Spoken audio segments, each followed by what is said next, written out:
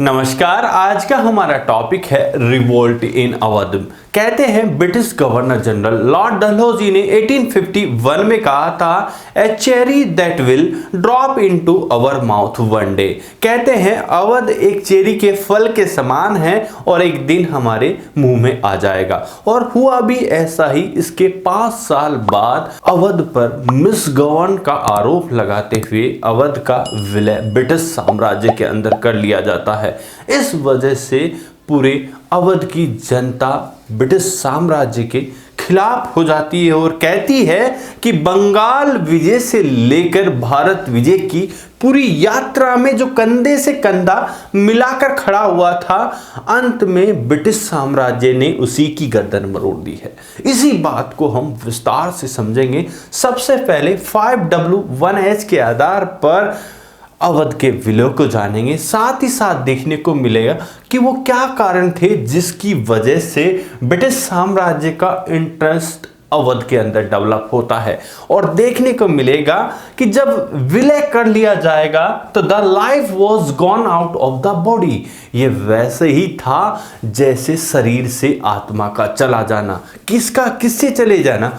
अवध से अवध के नवाब का चला जाना। और साथ ही साथ देखेंगे कि जब ब्रिटिश साम्राज्य की शोषणकारी नीतियां बढ़ेगी तो प्रिंस तालुकेदार, पीजेंट और सेपॉय ब्रिटिश साम्राज्य के खिलाफ एकजुट हो जाएंगे। और इसी के अंतर्गत देखेंगे पावर ऑफ द तालुकेदार को समझेंगे और कैसे उनका जो पावर सेंटर हुआ करता था, पावर का तालुकेदार, वो कैसे डिसेंट्रलाइज होने लगता है, उसको समझने का प्रयास करेंगे। और साथ ही देखने को मिलेगा समरी सेटलमेंट क्या था और उसके अंदर क्या क्या चेंजेस हुआ, इसको समझेंगे। साथ ही साथ देखने को मिलेगा लीडर्स इन अवध, इसको जानेंगे। और देखने को मिलेगा कि सेपॉयस प्रॉब्लम।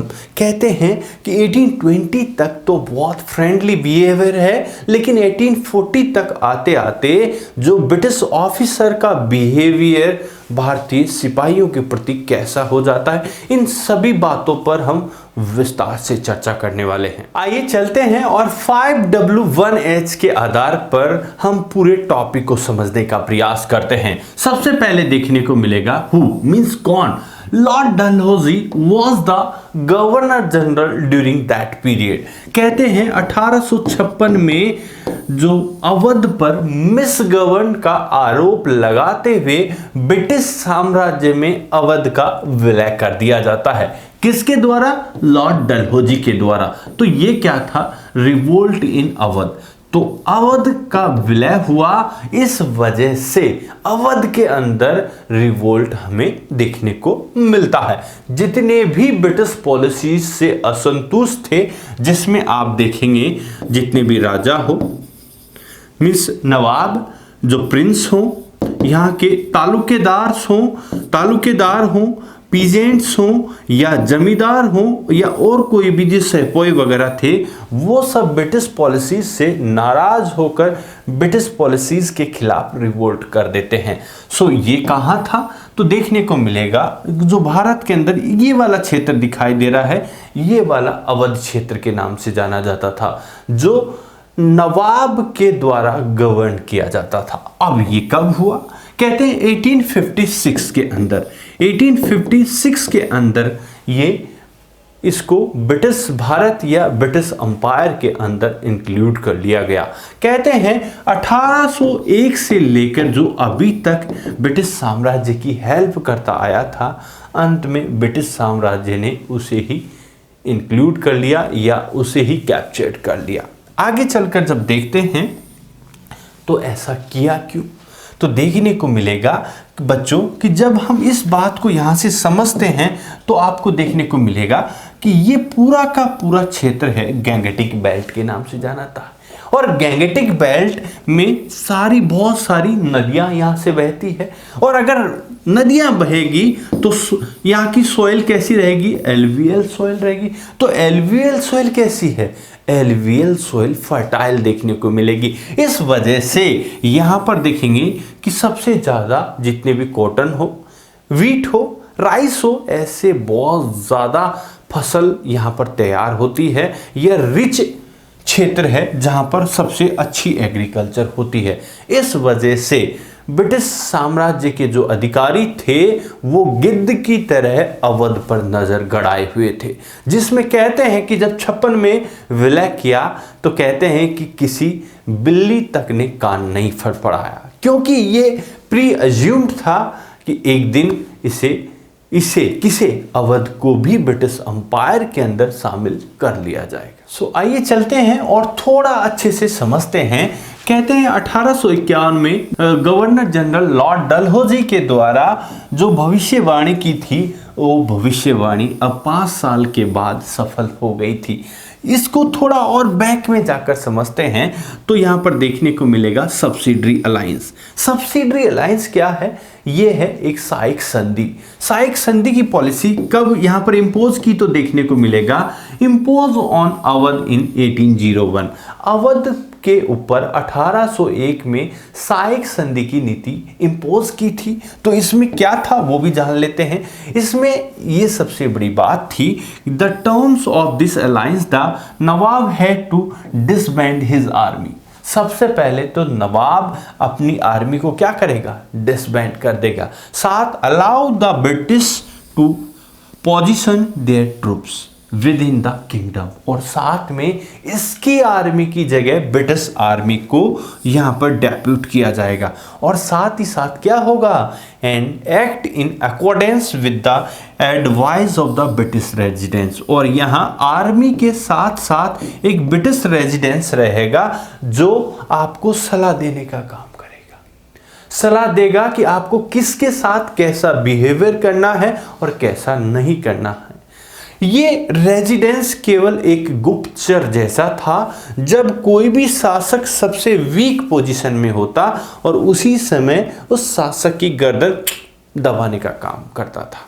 तो आर्मी भी ब्रिटिशर्स की रहेगी और डेप्यूट शासक की यहाँ रहेगी, तो अच्छी बात है, जब शासक रहेगी तो पेमेंट देगी। लेकिन शासक के इशारे पर काम न करके ये ब्रिटिश ऑफिसर्स के इशारे पर उसी शासक की गर्दन दबाने का काम करती थी, जिससे ये मेहनताना लेती थी। सो ये वाली बात हमको यहाँ पर समझ में आएगी। He could no longer assert control over the rebellious chiefs and taluqdars. अब राजा जो नवाब था बंगाल अवध का, अब उसका उस पूरे साम्राज्य के साथ साथ अब जो रिबेलियस चीफ्स एंड तालुकेदार पर भी कंट्रोल नहीं रहता है।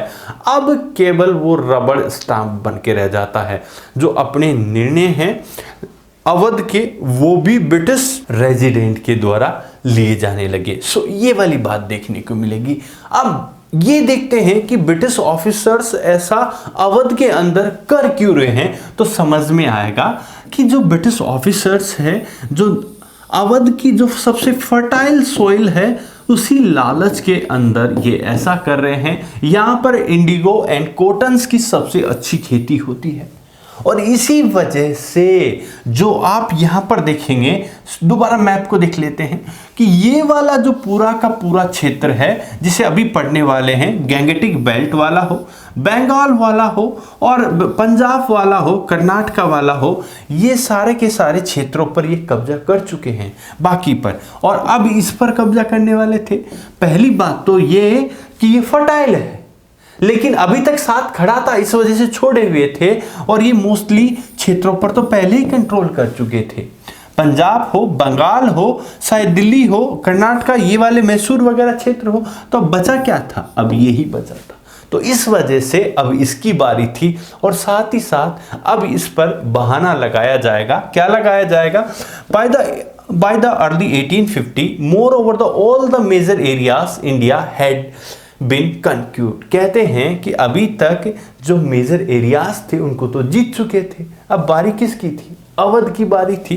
तो इसी के तहत देखेंगे 1856 के अंदर इसे भी ब्रिटिश अंपायर में इंक्लूड कर लिया जाता है। The life was gone out of the body. कहते हैं शरीर से आत्मा का निकल जाना ही वैसे ही था जैसे अवध के विलय के बाद नवाब को लखनऊ से निष्कासित कर देना। चलिए जानते हैं Lord Dalhousie annexations created dissatisfaction in all areas and principalities that were annexed, but now were more so than in the kingdom of Awadh in the heart of the North India. कहते हैं कि British साम्राज्य की जो विलय की नीति के कारण यहाँ पर देखने को मिलेगा कि बहुत सारे राजा महाराजाओं में असंतोष था, लेकिन जो सबसे बड़ा असंतोष देखने को मिला वो था अवध में। सो कहते हैं here Nawab Wajid Ali Shah was dethrone, जिसे अपनी सत्ता से इन्होंने हटा दिया था और कह दिया था भाई साहब जाकर कलकत्ता रहो। इस वजह से अब क्या हुआ और नाम लगाया, क्या लगाया कि आपने मिसगवर्न किया है। तो याद कीजिए कि 1801 की जो सब्सिडरी अलायंस है उसी के तहत अंग्रेजों ने नवाब की सेना को तो तभी रिमूव कर दिया था। यहां पर सारी एडवाइस का काम ब्रिटिश रेजिडेंट कर रहा है और सेफ्टी सिक्योरिटी ब्रिटिश आर्मी देख रही है। तो फिर govern British rule and regulation पहले से इंप्लीमेंट है, तो नवाब तो केवल एक सिंबॉलिक था, तो फिर वो मिसगवर्न कैसे करता है? तो यहां पर ये क्वेश्चन खड़ा होता है, तो अच्छे से ध्यान रखिएगा। अब आगे चलते हैं। The British government also wrongly assume that Wajid Ali Shah was a unpopular ruler.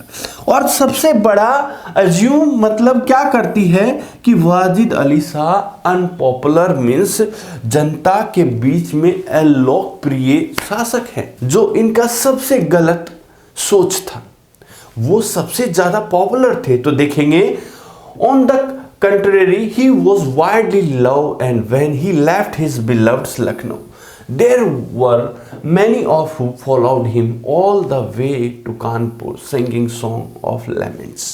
कि जितने भी लोग थे, जब वाजिद अली शाह लखनऊ से निकलकर कलकत्ता की ओर बढ़ रहे हैं तो लखनऊ से जितने भी लोग थे वो वाजिद अली शाह के पीछे पीछे आंसुओं से भरी आंख लेके जा रहे थे और उनके बिछुड़ने से इतने दुखी थे कि लोग कानपुर तक छोड़ने चले जाते। तो ऐसा दर्द लखनऊ की जनता के अंदर भरा हुआ था और वो उनके बाद उनके नवाब के छोड़ने से दुखी हैं, ठीक है। और बहुत सारे एलिजी बोले और ये दुख भरे गीत गा रहे हैं उनके साथ चलते चलते। सो अब देखते हैं the widespread sense of grief and loss at the Nawab exile was recorded by a many contemporary observers. जो ये वाली जो दुख और अपमान वाली जो सिचुएशन थी उसको बहुत सारे कंटेम्परेरी ऑब्जर्वर्स अपने शब्दों में लिखते हैं, the life was gone out of the body. ये वैसे ही था जैसे किसी शरीर से आत्मा का निकल जाना। क्या अवध से नवाब को डिथ्रोन करना वैसे ही था जैसे किसी शरीर से आत्मा का निकल जाना। और and the body of this town had been left lifeless.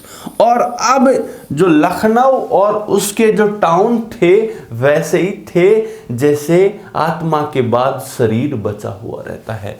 हर गली स्ट्रीट मकान सब में बहुत ज्यादा लोगों के अंदर गुस्सा, दुख, ग्रीफ्स और जो करुणा थी वो भरी हुई थी और नवाब के लिए बिलख रहे थे। बहुत सारे इतिहासकार लिखते हैं कि उस दिन घरों के अंदर चूल्हे तक नहीं जले। ऐसा सीन यहां पर देखने को मिलता है। कहते हैं कि एक लिखता है अंग्रेज बहादुर आइन मुल्क लाए लीनो। ऐसे जो लोकल टर्म्स के वर्ड से भी अपने जो अंदर की व्यथा है उसको बखान कर रहे हैं। साथ ही देखने को मिलेगा कि culture impact on the people. जैसे ही अवध का विलय किया तो बाकी लोगों पर इसका क्या प्रभाव पड़ा वो भी देख लेते हैं। This emotional upheaval was aggravated by the immediate material loss। न केवल भावनात्मक रूप से बल्कि भौतिक रूप से भी इसका असर देखने को मिलता है। कहते हैं the removal of the Nawab led to the dissolution of the court. And the culture. जैसे ही नवाब के दरबार को भंग किया गया और सांस्कृतिक रूप से भी यहाँ बहुत बड़ा लॉस देखने को मिलता है। जितने भी लोग नवाब से जुड़े हुए थे, चाहे दरबार कोर्ट के थ्रू या उनकी लाइफ से, तो उन सब का रोजगार छिन जाता है, जिसमें म्यूजिशियन हो, डांसर हो, पोइट्स हो, आर्टिसंस हो, कुक हो, एडमिनिस्ट्रेटिव ऑफिशियल्स हो, so on lost their livelihoods. इनकी आजीविका का संकट खड़ा हो जाता है। कहां पर? अवध के अंदर। सो अच्छे से ध्यान रखिएगा, ये सबसे बड़ा क्वेश्चन हो सकता है सीबीएसई में। अभी तक जब ऐसी स्थिति क्रिएट हो जाती है अवध के अंदर, तो जितने भी प्रिंस हो, तालुकेदार हो, पीजेंट हो, सेपोई हो, वो ब्रिटिश साम्राज्य के खिलाफ रिवोल्ट खड़ा कर देते। जब रिवोल्ट खड़ा कर देते हैं तो यहां पर देखेंगे in different way they came to identify firangi Raj with the end of their world, the breakdown of things valued, respected and the held dears. कहते हैं कि जैसे ही फिरंगी राज का चारों ओर कंट्रोल होता है, और आगे देखते हैं क्या लिखते हैं, a whole complex of emotions and issues, traditions and the loyalties, workers themselves out in the revolt of 1857।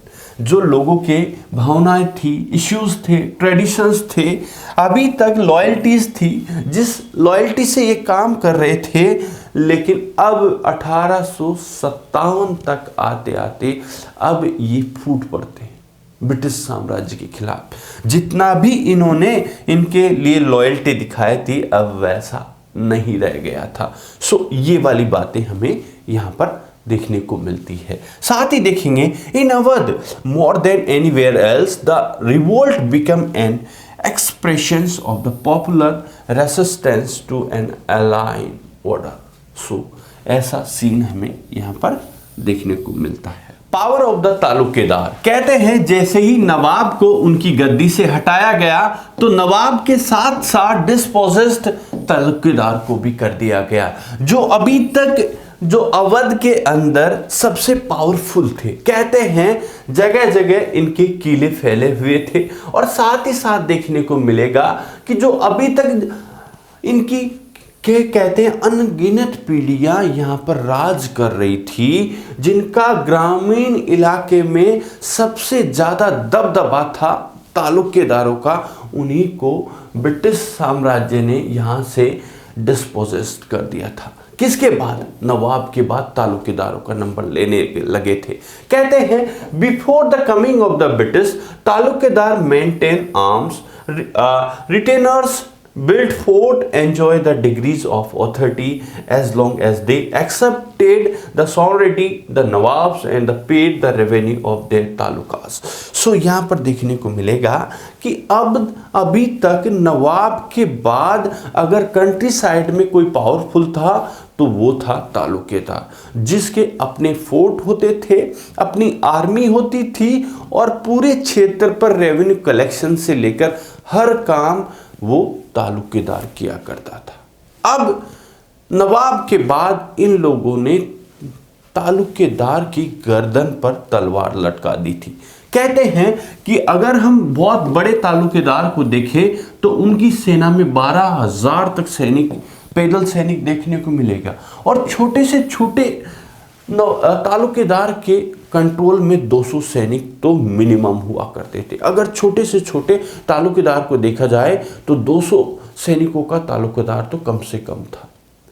तो इससे क्या अंदाजा लगाते हैं कि अगर कोई 12,000 लोगों की सेना रखने वाला कितना पावरफुल रहा होगा। तो ऐसे लोग तालुकेदार कहलाए हैं जिनका कंट्री साइड मीन्स रूरल इलाके या ग्रामीण इलाके में दबदबा था, जहां पर वो सारे पावर को कंट्रोल किया करते थे। लेकिन अब ब्रिटिश ने इन लोगों को कंट्रोल कर लिया था। सो आगे देखते हैं the British were unwilling to tolerate the power of the taluqdar immediately after the annexations of Talukidar were disarmed and their forts destroyed। कहते हैं अब अंग्रेज इस सारी चीज को अनिच्छा से, और इनकी इच्छा नहीं है कि वो इस पावर को टॉलरेट करे, तो क्या करते हैं, जैसे ही इन लोगों ने तालुकेदार्स को हटाया, सबसे पहले देखेंगे कि ये इनको डिसआर्म कर देंगे। पहले तो इनके हथियार छीन लेंगे, आर्मी को डिस्पर्स कर देंगे, फोर्ट्स को तोड़ देंगे, ऐसा काम करेंगे। मींस इनकी जो मेन पावर का जो सोर्स था उसी को चेंज करके रख देंगे। कौन? ब्रिटिशर्स। इस वजह से अब देखेंगे displacement of the taluqdar. The British land revenue policy further undermined the position and authority of the तालुकेदार्स। इस लैंड रेवेन्यू पॉलिसी ने जो तालुकेदार की हैसियत पर सबसे ज्यादा चोट पहुंचाई थी। After the annexations the first British revenue settlement known as the summary settlement of 1856। आगे देखते हैं, based on assumption that the taluqdar were interlopers no permanent stakes. कहते हैं कि तालुकेदार एक बिचौलिए हैं और इनका जमीन पर कोई कंट्रोल नहीं है, ये तो हड़पे हुए हैं। ऐसी सोच ब्रिटिश सरकार की यहां पर होती है। They had established their hold over the land through the force and fraud। कहते हैं ये इन्होंने ऐसा इनकी सेना और फ्रॉड करके इस पूरे क्षेत्र पर हथियाए हुए हैं, ऐसा ब्रिटिश अधिकारी यहां पर तालुकेदार के लिए बोल रहे हैं। सो अब देखते हैं, जब इनके द्वारा समरी सेटलमेंट एस्टैब्लिश होगा तो क्या सीन निकल कर आएगा। The summary settlement proceeded to remove the taluqdar. जैसे ही आएगा तो अब जितनी भी जो लैंड थी अब उससे तालुकेदार्स को रिमूव कर दिया जाएगा। आगे देखते हैं, figures show that in pre British times taluqdars had 67% of total number of the village in Awadh. By the summary settlement this number had been come down to 38%। कहते हैं जो समरी सेटलमेंट से पहले 67% जो अवध के विलेज थे वो तालुकेदार्स के कंट्रोल में आते थे, लेकिन जैसे ही समरी सेटलमेंट इंपोज किया गया तो अब वो 38% के आसपास रह गए थे। तो कहने का मतलब 50% से ज्यादा इनकी जमींदारी खत्म हो गई थी। आगे देखते हैं, taluqdar of the southern Awadh were the hardest hit and some lost more than half of the total number of the village they had previously had। कहते हैं बहुत सारी जगह तो हाफ से ज्यादा जो गांव थे इनके कंट्रोल से चले जाते हैं। इस वजह से जो इनकी पावर पहले थी वो अब नहीं रह पाती है। कहते 12-12 हजार आर्मी को ये रख पा रहे थे तो जो एक्स्ट्रा जमीन से मिलने वाले टैक्स की वजह से ही तो रख पा रहे थे। अब नहीं रहेगा टैक्स तो कैसे रख पाएंगे। सो ये वाली सिचुएशन हमें देखने को मिलती है। अब देखते हैं, British land revenue officers believe that the removing taluqdar they would be able to settle the land with the actual owner of the soil and thus reduce the level of the exploitation of the peasant. अभी तक तो तालुकेदार थे, लेकिन British government है, अब इसके officer भी भाषण देने लगेंगे, कहेंगे कि हम एक्चुअल ओनर को ये ट्रांसफर करेंगे, इस वजह से जो एक्सप्लॉयटेशन के लेवल है वो डिक्रीज होंगे, ऐसा ब्रिटिश ऑफिसर कहेंगे। व्हाइल यद्यपि increasing revenue returns for the state, और इससे के साथ साथ जो स्टेट के लिए रेवेन्यू भी इंक्रीज होगा। कहते हैं अभी तक तो ये इनके पास जा रहा था, अब स्टेट के पास आएगा तो रेवेन्यू इंक्रीज होगा। तो देखते हैं क्या होते हैं। But this did not happen in a practice, लेकिन ये वास्तविकता से बहुत दूर नजर था। कहते हैं revenue flow for the state increase. कहते हैं स्टेट की ओर तो रेवेन्यू का फ्लो बढ़ा, लेकिन but the burden of the demands on the peasants did not decline. जो लेवल था एक्सप्लॉयटेशन का वो नहीं घटा। रेवेन्यू बढ़ा लेकिन जो एक्सप्लॉयटेशन है किसानों के ऊपर था, किया जा रहा था, वो नहीं घटा।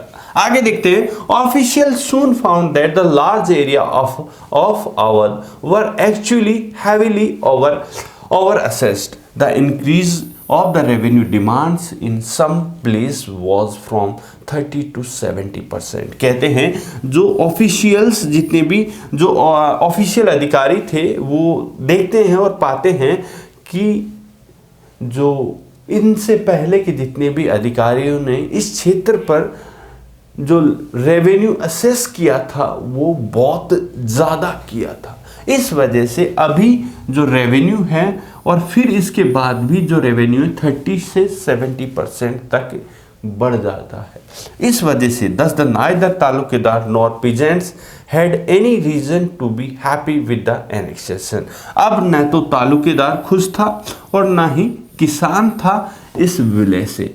तो ऐसी स्थिति यहाँ पर अवध के अंदर क्रिएट हो जाती। चलिए पीजेंट्स की स्थिति चलकर देखते हैं तो देखने को मिलेगा dispositions of taluqdar make the breakdown of an entire social order. कहते हैं जैसे ही तालुकेदार को उनके पावर से रिमूव किया गया तो सबसे बड़ा प्रॉब्लम सोशल ऑर्डर के अंदर देखने को मिलता है। जो ताना बाना समाज का बुना हुआ था वही तहस नहस हो जाता है। The tie of the loyalty and the patronage that had bound the peasants the taluqdars were disrupted. कहते हैं जिस लॉयल्टी और पैट्रोनेज से तालुकेदार और किसान बंधे हुए थे वही डिसरप्टेड हो जाती है। और देखने को मिलेगा इन pre British time taluqdar were oppressors but many of them also appeared to be a generous father figure. They exacted a variety of the dues from the peasants but were often considered in the times of needy। कहते हैं बहुत सी बार तालुकेदार किसानों के साथ बुरा बर्ताव करते हैं लेकिन किसानों के बुरे वक्त में उनके साथ वो कैसे जेनरियस फादर फिगर की भूमिका निभाते हैं।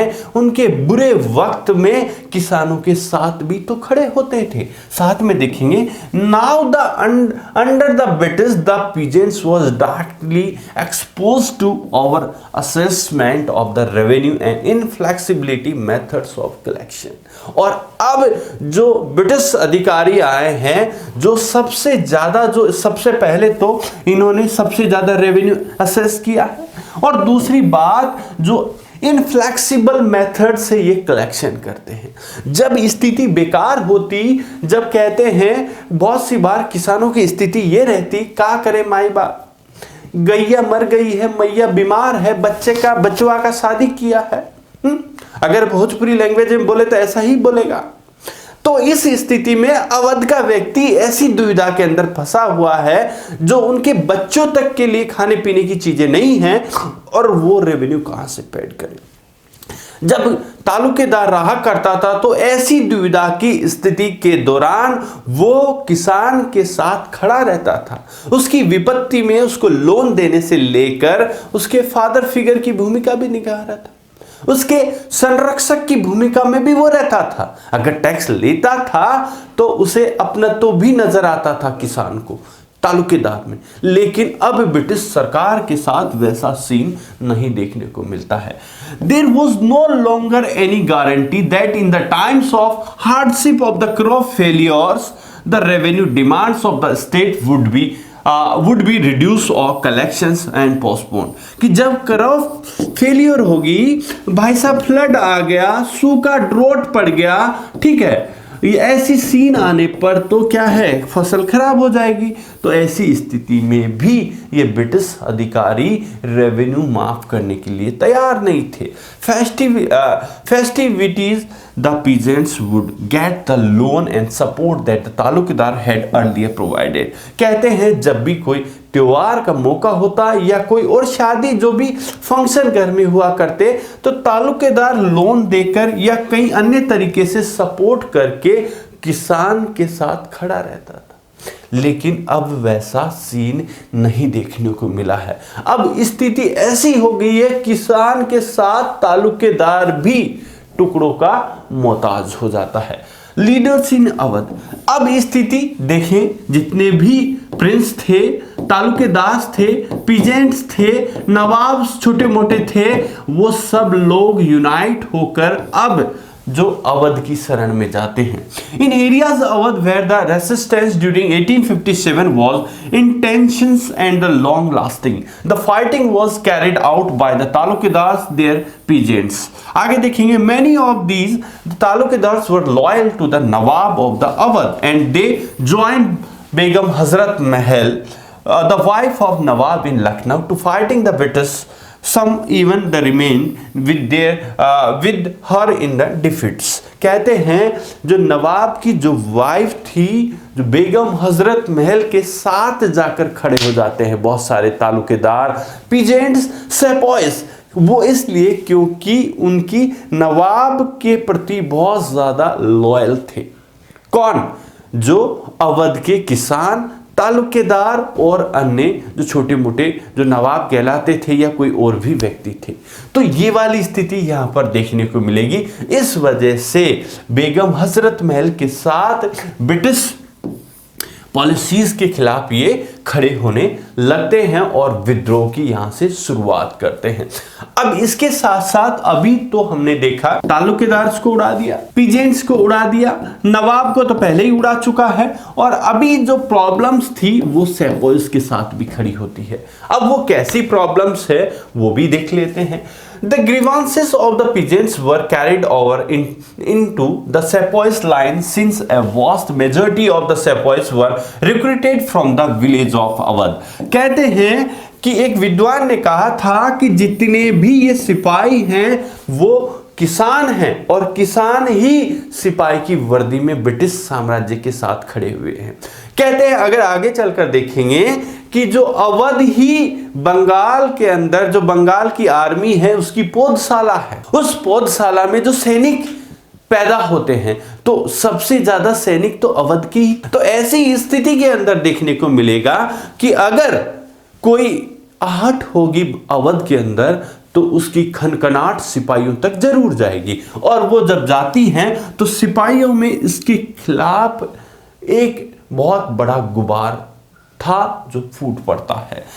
For decades the sepoy had complained of the low level of payments and the difficulties of the getting leaves. कहते हैं अभी तक जो सिपाही था, जो लो लेवल पेमेंट से लेकर जो छुट्टियों का जो दर था वो पाले हुए था, फिर भी वो ब्रिटिश साम्राज्य के साथ खड़ा हुआ था।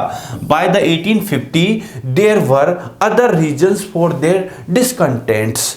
ओके, साथ ही ये चीजें भी अभी देखने को मिलेगी। जब सिपॉय इन 1820 की बात करेंगे, जब रिलेशंस की बात करते हैं तो यहां पर देखने को मिलेगा कि relations of the sepoy and superior white officers के जो रिलेशंस थे वो बहुत प्यारे थे। कहते हैं वो लेजर टाइम को साथ में मल्ल युद्ध करने में, गीत गाने में, एक दूसरे की भाषा सीखने के अंदर और भी बहुत सारी जैसे हिंदुस्तानी भाषा जानने में, कस्टम एंड कल्चर को साथ में शेयर करने में स्पेंड कर रहे हैं। ये सिचुएशन था 1820 तक का। लेकिन यहां पर एक सबसे बड़ा चेंजेस आता है कि 1840 तक आते आते स्थिति कैसे परिवर्तित हो जाती है कि देखते हैं जो जितना भी लेजर टाइम साथ में मिलकर स्पेंड कर रहे थे, लेकिन 1840 तक आते आते ये चेंज हो जाता है। और चेंज ऐसा होता है कि अब the official develop sense of superiority and started treated the sepoys as the racial inferiors and riding over their sensibility. कहते हैं अब ये अपने अंदर सेंस ऑफ सुपीरियरिटी, अधिकारी होने, अधिकारित्व लाते हैं, और साथ में उनके साथ मिसबिहेवियर के रूप में ट्रीट करते हैं और जातीय भेद करते हैं, और उनके साथ कहते हैं कि अब्यूज एंड फिजिकल वायलेंस तक भी ये कर देते हैं। ऐसी बातें भी हमको देखने को मिलेगी।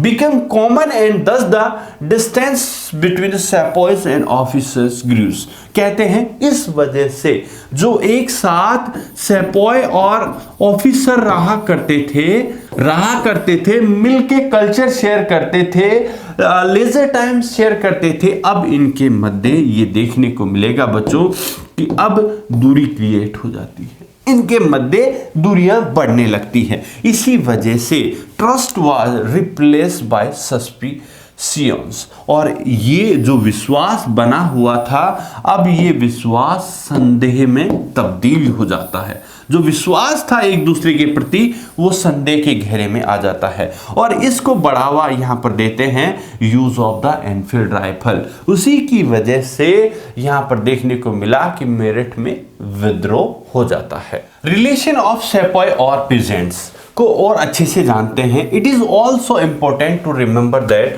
Close link existed between the sepoys and the rural world of the north India. So कहते हैं अभी तक जो आपने देखा, इससे पहले तक सिपाही और ब्रिटिश ऑफिसर्स के बीच जो संबंध हुआ करते थे वो अब कैसे परिवर्तित हो रहे हैं उसको समझते हैं। The large majority of the sipahi of the Bengals army were recruited from the village of the Awadh and eastern Uttar Pradesh. अगर बात करें कि जो आर्मी का सबसे बड़ा हिस्सा आता था, अगर यूपी के इस क्षेत्र में देखें तो या तो अवध या फिर ईस्टर्न यूपी से आता था। उस वजह से देखें तो इसमें बहुत सारे अपर कास्ट वाले ब्राह्मण लोग भी शामिल थे ब्रिटिश आर्मी के अंदर। जब देखते हैं Awadh was in fact called the nursery of the Bengal army. कहते हैं अवध को बंगाल आर्मी की नर्सरी कहा जाता था, जहां पर केवल सिपाही पैदा होते थे। सो ये बात अच्छे से ध्यान रखना। The change that the families of the sepoys saw around them and the threatens they perceived were quickly transmitted to the sepoys line. कहते हैं जैसे ही ब्रिटिश साम्राज्य ने अपनी शोषणकारी नीतियों का असर जब गांव में फैला तो उसका असर गांव से निकलकर जो सेपॉय लाइन थी वहां पर भी दिखने लगा, क्योंकि ये बंगाल के अंदर जितने भी सिपाही थे, ब्रिटिश आर्मी में जितने भी सिपाही थे उसमें सबसे ज्यादा अवध के थे, और अवध पर ब्रिटिश साम्राज्य के असर डायरेक्ट आर्मी पर भी रिफ्लेक्ट हो रहे थे। अब साथ में देखो कि अभी तक तो इससे पहले भी डिस्कस किया था कि जो इनके ग्रीवांस थे, छुट्टी से लेकर, काटेज से लेकर, मिसबिहेवियर से लेकर, रेशियल अब्यूज से लेकर, और व्हाइट मैन जो officers were committed back to the village, और ये वाली बातें से लेकर अभी तक जितनी भी बातें थी ऊपर वाली, उसमें सिर्फ और सिर्फ 1840 के बाद भारतीय सिपाहियों का शोषण था। अभी तक उस सब चीज को वो सहते आए थे, लेकिन जैसे ही 1856 के अंदर अवध के अंदर ब्रिटिश सरकार और ऑफिसर्स ने जब छेड़छाड़ स्टार्ट की तो ब्रिटिश जितने भी ऑफिसर्स, ये सिपाही थे, वो नाराज हो जाते हैं। The link between the sepoy and the rural world had important implications in the course of the uprising. When the sepoys defied their superior officers and took up arms, जैसे अधिकारी अपनी सुपीरियरिटी दिखाने लगे तो यहाँ सिपाही हथियार उठा लेते हैं, और जितने भी जो विलेजर्स थे, तालुकेदार थे, नवाब थे, उनके साथ यूनाइट हो जाते। तो ऐसी स्थिति हमें यहाँ पर देखने को मिली। कहते हैं 1856 के अंदर जो लखनऊ के अवध के नवाब को जैसे ही वाजिद अली शाह को मिसगवर्न के नाम से सत्ता से हटाया गया और फिर तालुकेदारों को निचोड़ा गया, और अब किसान की बारी थी। जब किसान को बहुत ज्यादा बर्डन थोप दिया गया था, टैक्स बढ़ा दिए गए थे, किसान भी दुखी हो गया था। और किसान से कौन जुड़ा था? सेपॉय जुड़ा था। कहते हैं कि अवध बंगाल आर्मी का नर्सरी था, और सबसे ज्यादा सिपोइस्ट कहते हैं कि अवध के हर घर को अगर चेक करेंगे तो पाएंगे कि या तो उसी घर से या उसके रिलेटिव पक्का आर्मी में थे, तो हर घर से थे। और दूसरा ये बात था कि इसमें सबसे ज्यादा अपर क्लास के लोग भी थे आर्मी में। इस वजह से जो जो जातीय भेद था उस वजह से जब अंग्रेज उस पर प्रहार करते हैं, अपनी ऑफिसरगिरी दिखाते हैं, अपनी रेशिज्म दिखाते हैं, तो सबसे ज़्यादा ये विद्रोह करने वाले यही लोग होते हैं।